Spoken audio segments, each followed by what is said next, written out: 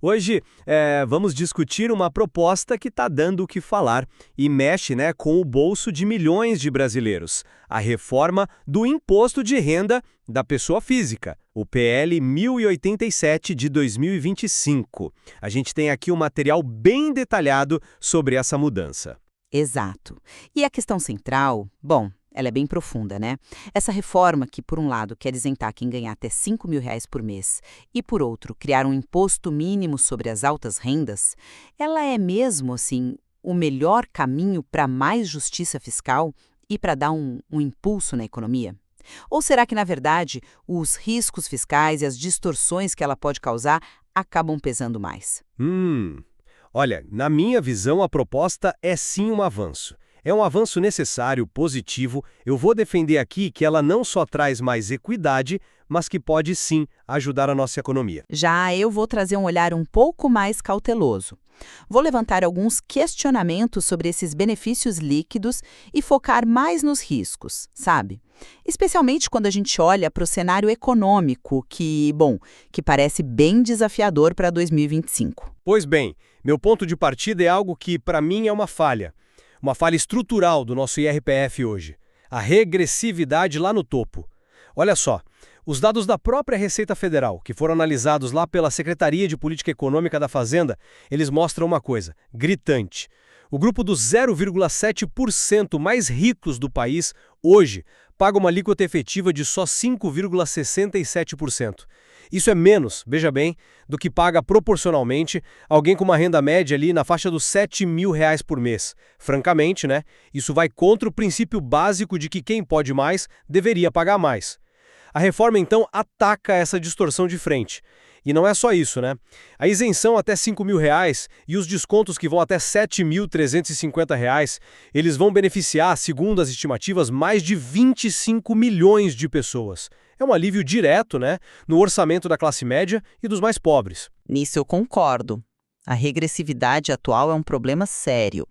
Mas a questão é se a solução que está na mesa é a ideal. E se o momento é o mais oportuno para isso. Mas veja o efeito cascata positivo que isso pode ter. Essa desoneração ela se concentra justamente nas faixas de renda onde as pessoas tendem a gastar a maior parte do que recebem. Isso tem um potencial claro para estimular o consumo. O Manuel Pires, lá do Observatório Fiscal da FGV, aponta bem isso.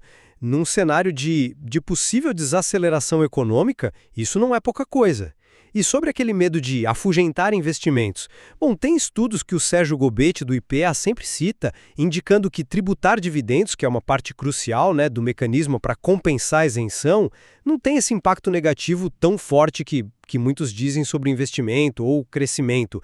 Essa ideia de fuga de milionários, parece mais um mito do que a realidade. Então, assim, olhando o pacote completo, a isenção mais o imposto mínimo, o tal do IRPFM, as simulações da Fazenda, mostram um aumento na progressividade, medida pelo Índice de Kakaoani, que justamente avalia isso, quão progressivo é um imposto, e também uma redução na desigualdade geral de renda, medida pelo famoso Índice de Gini. Ou seja, parece que dá para aliar a justiça fiscal com responsabilidade, nos aproximando de sistemas tributários mais modernos. Entendo a lógica, claro. Mas a minha perspectiva é um pouco diferente, mais focada nos riscos e principalmente na implementação disso. Primeiro, o risco fiscal. A ideia original do governo, aquela que o próprio Manuel Pires elogiou como engenhosa por buscar a neutralidade fiscal, ela foi alterada na Câmara. Incluíram várias exceções a esse imposto mínimo, o IRFM, que podem, na prática, acabar esvaziando a arrecadação que deveria compensar a isenção lá na outra ponta. O próprio Pires já fez esse alerta. Aquela estimativa mais otimista de um saldo positivo de 8,5 bilhão de reais líquidos, feita pelo Observatório Fiscal da FGV, ela só se concretiza se o Senado conseguir reverter essas mudanças. Caso contrário, o impacto nas contas públicas pode ser negativo. E isso me preocupa bastante. Mas a intenção não é justamente lutar no Senado para reverter essas exceções? O desenho original parece sólido, não? A intenção pode até ser boa, mas a política tem suas próprias dinâmicas, E aí entra o meu segundo ponto, a eficácia real desse imposto mínimo.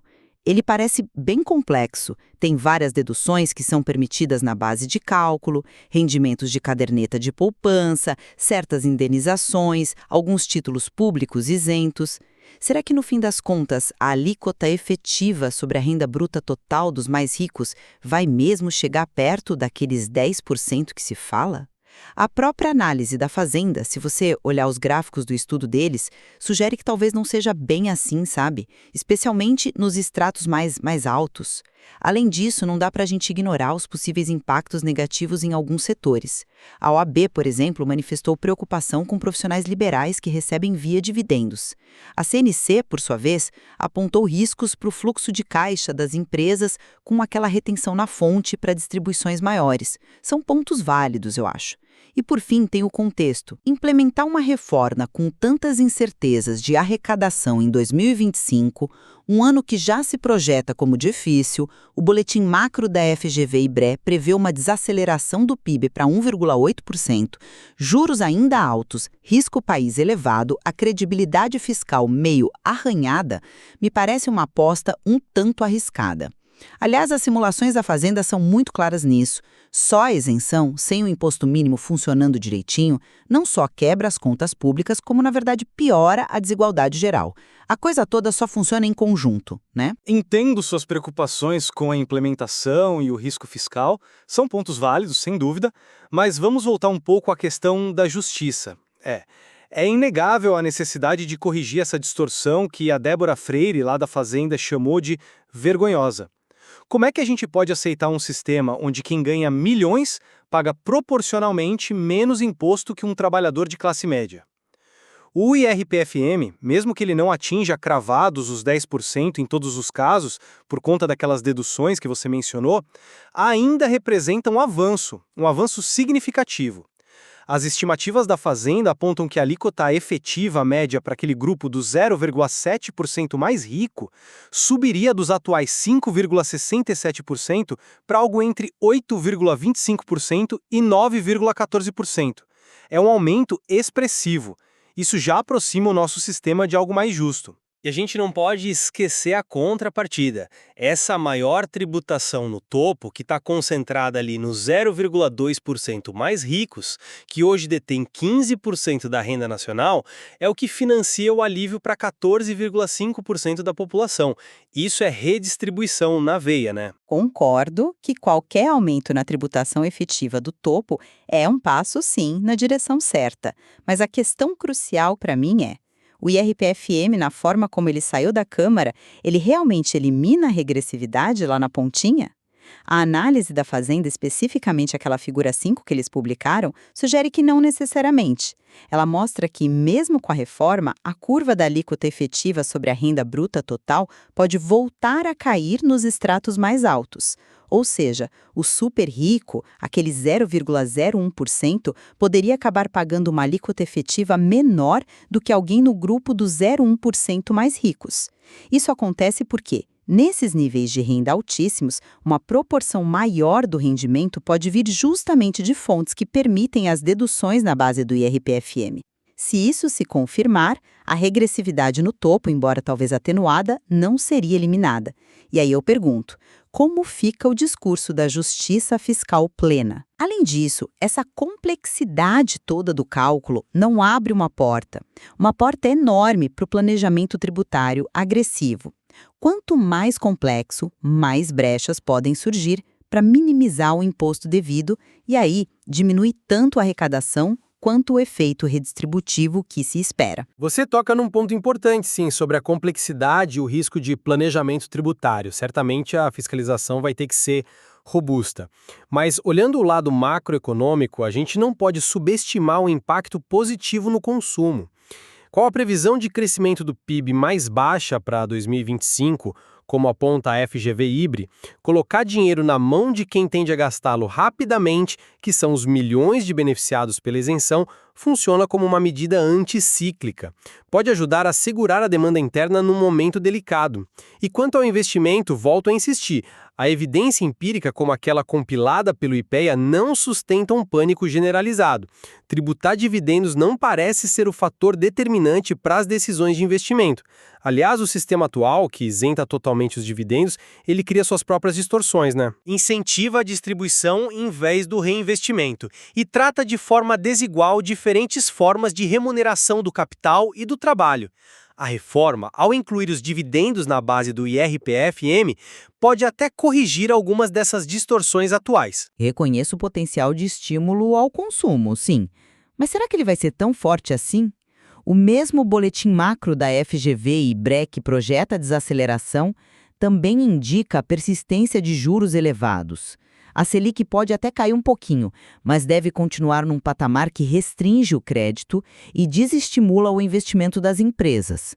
Juro real ainda na casa dos 2 dígitos, como algumas projeções indicam, é um freio poderoso, né? Que pode anular parte do impulso que viria da isenção.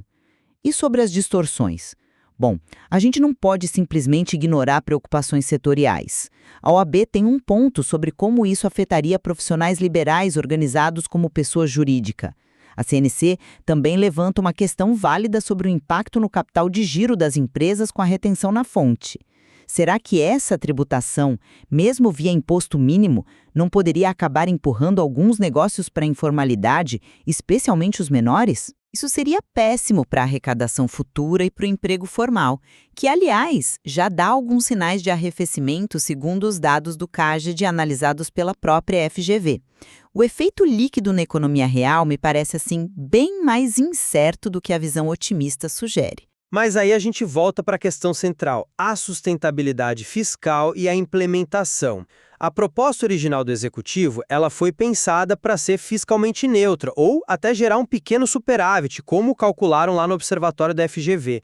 A engenhosidade, como Manuel Pires viu, estava justamente aí, conseguir ampliar a isenção sem criar um rombo fiscal. A condição para isso, e nisso a gente concorda, é garantir que o IRPF-M arrecaje o que está previsto. Por isso, a necessidade de reverter no Senado aquelas exceções que desidratam a arrecadação. Se isso for feito, bom, a reforma se sustenta. Agora, qual que é a alternativa? Aprovar só a isenção, sem uma fonte de receita robusta e progressiva como o IRPF, isso sim me parece seria irresponsabilidade fiscal e, como as simulações mostram, ainda por cima aumentaria a desigualdade. Exatamente essa dependência da reversão no Senado e a incerteza sobre a arrecadação real do IRPF, especialmente com as regras que saíram da Câmara, que materializam o risco fiscal elevado que eu vinha apontando. Não dá para analisar isso no vácuo, né? A gente está falando de um 2025, onde o boletim macro da FGV projeta a dívida bruta chegando a 82% do PIB. O déficit nominal já estava altíssimo no final de 2024, perto de 8,5% do PIB. A percepção de risco do Brasil piorou, nosso CDS descolou de outros emergentes de risco similar. Nesse ambiente, introduzir uma mudança tributária cuja ponta arrecadatória tão incerta é brincar com fogo. Qualquer frustração na receita do IRPF-M aumenta a desconfiança do mercado, pode pressionar mais os juros futuros, o câmbio que já fechou 2024 num patamar bem preocupante, fora o custo prático. A complexidade do IRPF gera custos de adaptação para os contribuintes e de fiscalização para a receita. É uma aposta alta demais para um momento fiscal tão delicado, eu acho. Bom, resumindo então minha posição, eu vejo o PL 1087-2025, se ele for aprovado na sua forma original, como um passo fundamental para tornar nosso imposto de renda mais justo. Ele ataca a regressividade no topo, alivia o bolso de milhões na base e na classe média e tem sim potencial para aquecer a economia pelo lado do consumo, além de reduzir a concentração de renda. A chave, claro, é garantir a integridade do imposto mínimo lá no Senado, assegurando a responsabilidade fiscal. É um desenho necessário e, a meu ver, bem calibrado. E eu reitero, os objetivos são nobres, sim. A necessidade de reforma é inegável, mas a proposta atual, principalmente com as alterações feitas na Câmara, me preocupa. Os riscos relacionados à implementação, à garantia da arrecadação do IRPFM e, por consequência, a sustentabilidade fiscal nesse cenário adverso de 2025 são consideráveis. Há também as questões sobre a complexidade e os possíveis efeitos colaterais indesejados em alguns setores e na formalidade da economia. A diferença entre o sucesso e o fracasso dessa reforma, para mim, está nos detalhes da execução e na capacidade de navegar esse ambiente macroeconômico tão desafiador. Concordamos sem dúvida alguma que o sistema atual de tributação de renda precisa mudar, né? Precisa ser mais justo, mais eficiente, e a análise cuidadosa dos dados, como os da Declaração de Imposto de Renda, a DIRPF, e da penagem contínua que foram usados pela Fazenda, é crucial para embasar qualquer discussão séria sobre os impactos reais dessas propostas. Certamente. O material que a gente discutiu hoje, incluindo as análises e projeções da FGV-IBRE sobre o cenário de 2025 com todos os seus alertas sobre inflação, juros, câmbio e crescimento, nos dá muito pano para manga. Mostra a complexidade do desafio e a importância da gente continuar analisando esses temas a fundo. Há muito mais a explorar sobre os rumos da economia brasileira.